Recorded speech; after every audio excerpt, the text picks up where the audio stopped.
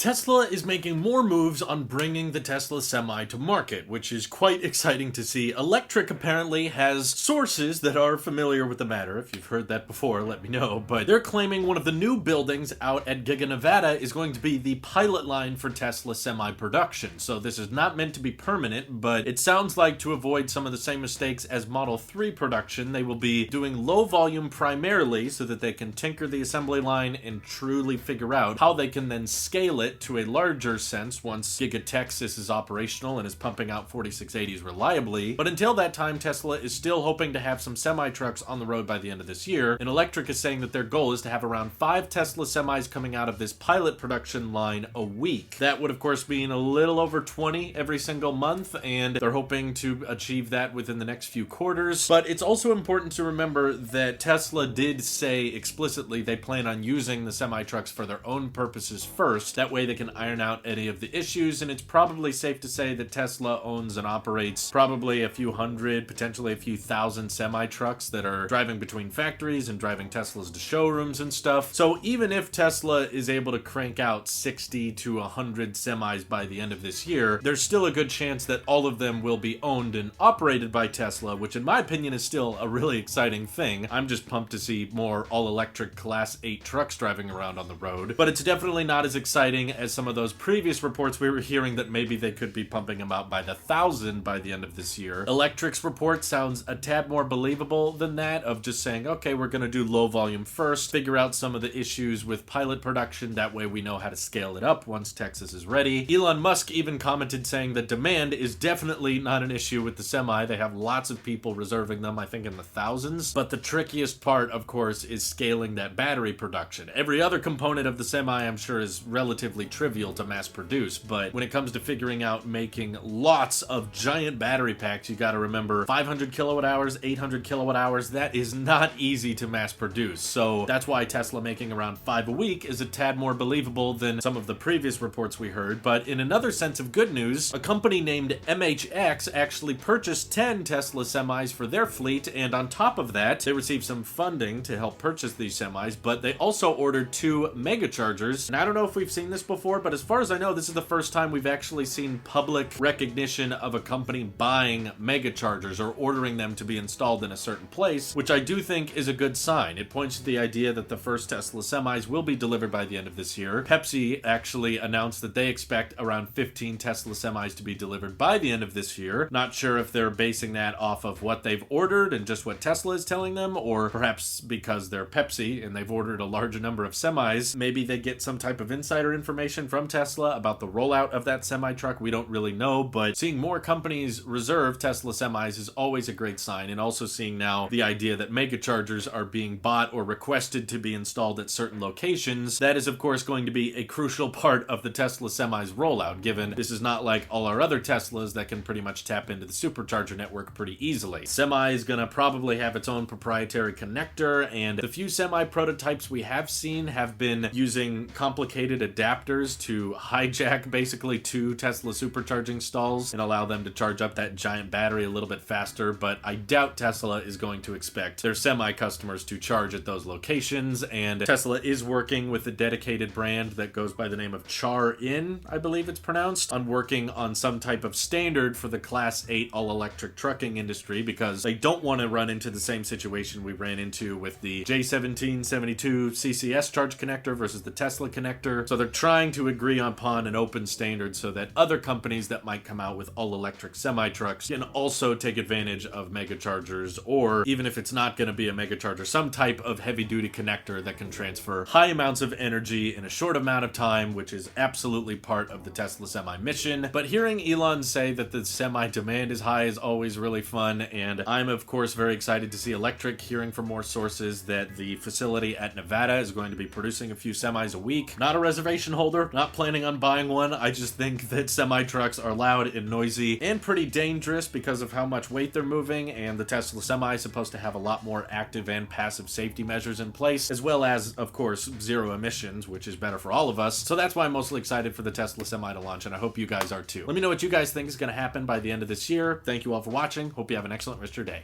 Take care.